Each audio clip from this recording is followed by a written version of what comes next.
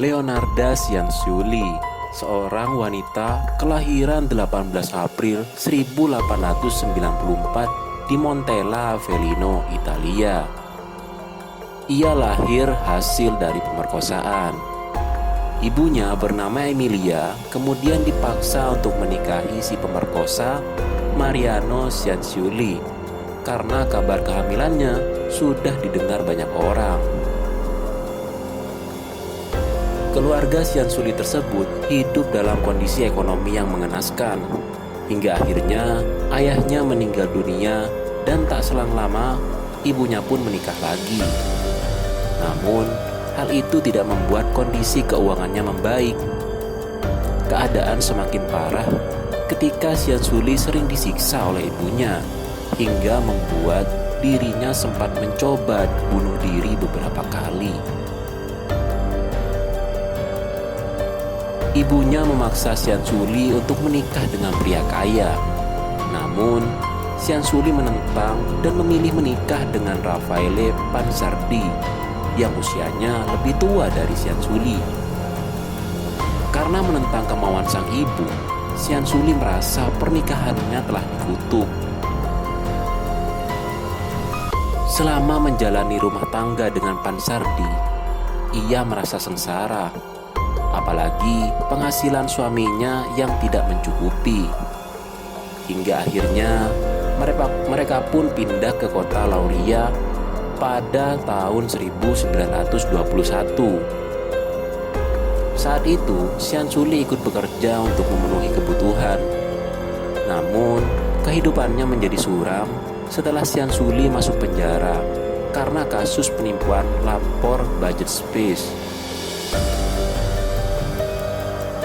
Setelah bebas dari penjara, Cianciulli dan suaminya memutuskan untuk pindah ke Lacedonia Avellino, Italia.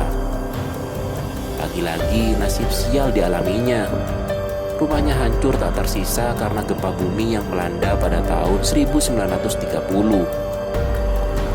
Kemudian mereka pindah lagi ke kota Correggio. Di sana kehidupan mereka mulai membaik. Bahkan Cianciulli memulai membuka sebuah toko sabun. Nah, selama pernikahannya dengan Pansardi, ia telah mengalami 17 kehamilan. Namun, 3 anaknya keguguran. 10 anaknya meninggal karena sakit di usia yang masih belia. Sementara, ia masih tersisa 4 orang anak lainnya.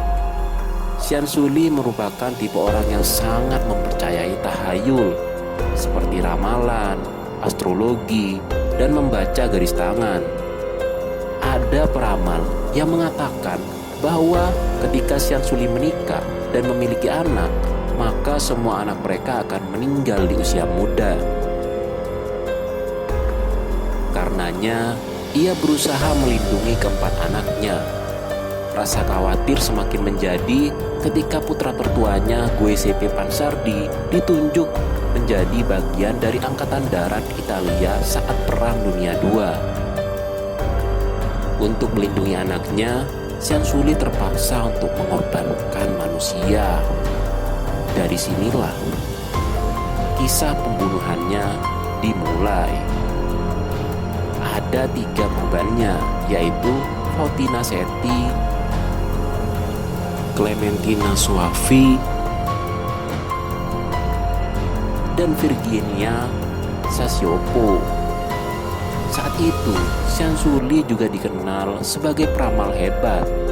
Nah, kepada ketiga korbannya, ia telah meramalkan tentang apa yang diminta kliennya tersebut.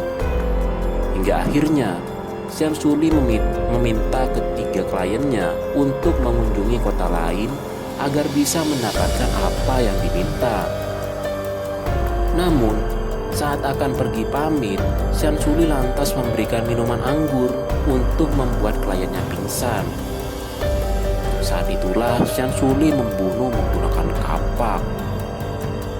Badan korban itu kemudian dipotong-potong menjadi 9 bagian. Potongan tubuh tersebut dimasukkan ke dalam panci, lalu dicampur dengan 7 kilo kaustik dan mengaduknya sampai mengental menjadi bubur. Lalu ia membuangnya ke tangki Sepiteng terdekat. Selain itu, ia juga menampung darah korbannya di baskom. Bukan untuk dibuang, darah manusia itu kemudian dicampurkan ke adonan untuk membuat kue. Jadi, tepung, gula, coklat, susu, telur, dan margarin itu dicampur dengan darah manusia. Kue tersebut lalu diberikan untuk orang-orang dan sisanya dimakan oleh putranya, Giuseppe, dan dirinya sendiri. Aksinya kemudian terungkap setelah keluarga dari salah satu korbannya mencurigai atas kehilangan anggota keluarganya secara tiba-tiba. Hingga akhirnya pada tahun 1946, pengadilan mengatakan bahwa Syamsul bersalah karena telah melakukan 3 pembunuhan dan dijatuhi hukuman 30 tahun penjara. Selain itu, Syamsul juga harus dirawat di rumah sakit jiwa selama 30 tahun. Pada tanggal 15 Oktober 1970, Syamsul dikabarkan meninggal dunia di usia 79 tahun karena menderita pitam otak. Ia meninggal di tahanan wanita di Pozzuoli, Italia. Kisah pembunuhan ini menjadi viral karena beberapa barang yang digunakan Syamsul untuk membunuh seperti kapak dan baskom ditampilkan di Museum Kriminologi Roma.